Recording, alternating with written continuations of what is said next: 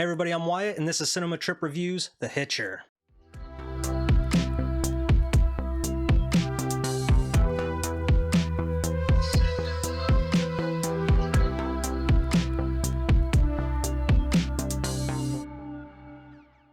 So today we're going to be talking about a little movie from 1986 called The Hitcher. This is directed by Robert Harmon and starring the legendary Rutger Hauer, Blade Runner, Hobo with a Shotgun. He's been in a ton of movies. He was in like a couple of the newer Christopher Nolan Batman movies. But Rutger Hauer, man, he's a legendary actor. But this movie itself is starring Rutger Hauer, C. Thomas Howell, and Jennifer Jason Leigh in one of her first roles. A lot of you may know this movie because of the remake that came out, I believe, in 2007. I believe Sean Bean was the actual killer in that movie. It's very similar to this movie in some ways, but they kind of went a more horror route with it, going with the real grittier reboots that were happening in the early and mid 2000s. Now this movie, I've never seen this movie before, and I'm going to tell you, I had a great time watching this movie. This movie was so entertaining the whole way throughout. Rutger Hauer is such a madman in this movie. Basic plot: C. Thomas Howell plays Jim Halsey, who works for this company in Chicago, and he has to pretty much transport this car. He has to deliver it from Chicago all the way to San Diego, I'm pretty sure. He's driving across the desert, and that's where the movie starts. He picks up with him driving at night through this desert. And the first scene of this movie is probably one of the best scenes in the movie, to be honest. And the tension in it is phenomenal. Him picking up Rutger Hauer, automatically, I mean, it's a movie called The Hitcher, but automatically, something's off with this guy. And then, a little bit down the road, they pass just an abandoned car, with the doors open, and, the kid thinks he sees something off about it, and Rutger Hauer is such a madman. He even tells him, "Say, I want to die." Say what?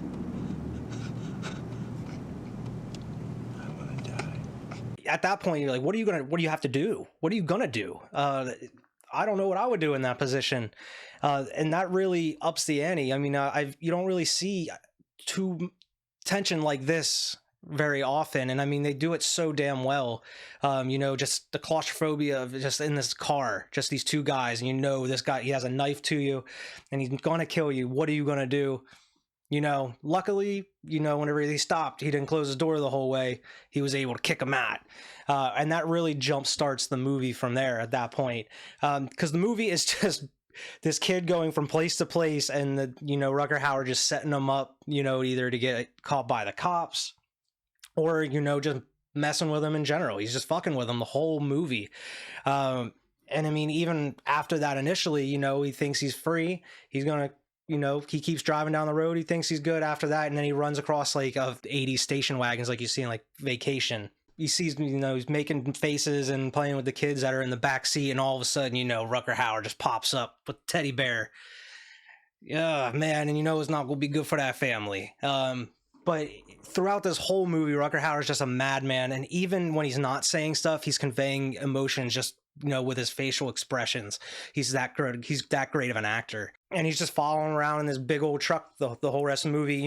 It does go to a decent, a weird action place at one point in the movie that I don't remember from the remake. And that's just whenever the kid gets, framed for the murder of the family.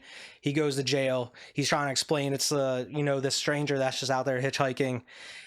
He falls asleep in his cell when he wakes up, and everybody in the police station's dead. Immediately my thought was just go back, just stay in your cell.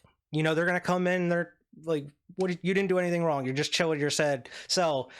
In this case, no, he just decides a piece, run away from the cops, and it seems like every decision in this movie, and I understand it's a movie, but this kid just makes a terrible decision, like time after time again throughout this whole movie. Like, you're so dumb, what are you doing? Where it really slows down for me, I mean, I was entertained throughout this whole movie, but the part that really just didn't do it for me was just this long extended chase between, C. Thomas Howell's character He's riding with Jennifer Jason Leigh in this cop car, and they're just pretty much running away from the police. Not as comedic as the Blues Brothers, but kind of similar, if you get my drift. You know, these just cops are just driving after him down this just straight desert highway, just demolishing these cop cars. They're shooting at him. His car is falling apart.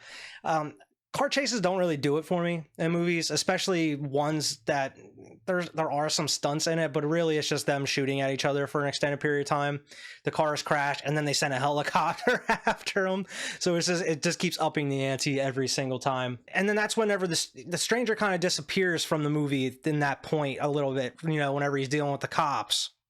He's running away from the cops. He's having the shootout with the cops. And then that's when he starts coming into play when that, you know, he takes the helicopter down. It really kind of spirals out of there because now what are they going to do? They're just on their own, you know, Jennifer Jason Leigh and C. Thomas Howell. And that's what leads them to going to the motel, staying in the motel. He comes in, you know, pretty much kidnaps her. And that's where is the famous scene, you know, from this movie. And of course, the remake, a lot of people know if they've seen it, is wherever they tie that person up in between the two tractor trailers. And I really wish they would have showed a little bit more here, because this movie, it really doesn't show you too much when it comes to the gore or killing or anything. There's really no killings on screen at all, other than maybe the last bit of the movie, which we'll get to. You see dead bodies and stuff, but you don't actually see the act of killing until later in the movie itself, towards the very end. I think they should have incorporated that a little bit, but I understand. I mean, it was 1986. It was a low budget. I understand why they didn't do it, but I think it would have fit a lot better here if they would have had, you know, just some blood splatter on the ground or something. Because pretty much they kind of catch them dead to rights. You know, they finally, whenever he, you know, C. Thomas Howell discovers Jennifer Jason Leigh is gone. He was in a shower. He goes out looking for her. The cops find him. The cops already know now that, you know, this kid didn't do any of this. It was all on this other guy. He has her tied between two tractor trailers, and he has his foot on the gas, you know, with a clutch. And if he lets off that clutch, it's going to split her in half. And they send the kid in there to kind of try to talk him out of it. Try to, you know, it seems like there's a connection between them. He's, you know, the hitchhiker's been after him this whole movie. So they send him up there to try to talk him out of it. Of course, it doesn't work.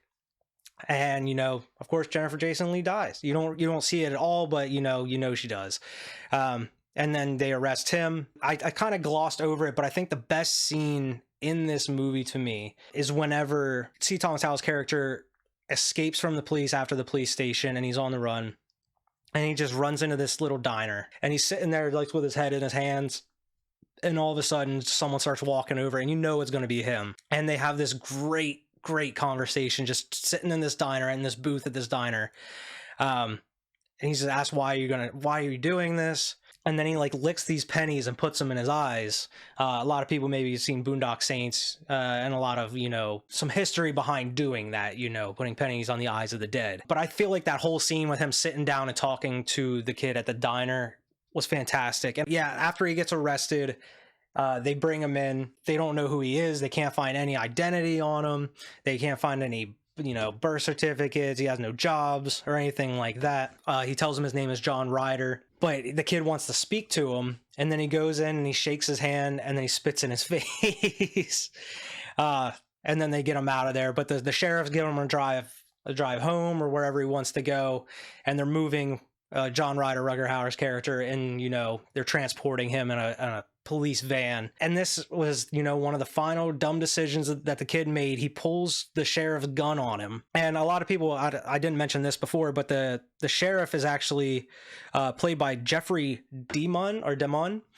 He was actually, I know him from The Walking Dead. You know, he was in the first couple seasons of The Walking Dead there, but he pulls the gun on the sheriff, and he makes him turn around, and he said, he's going to get away. You're never going to catch him.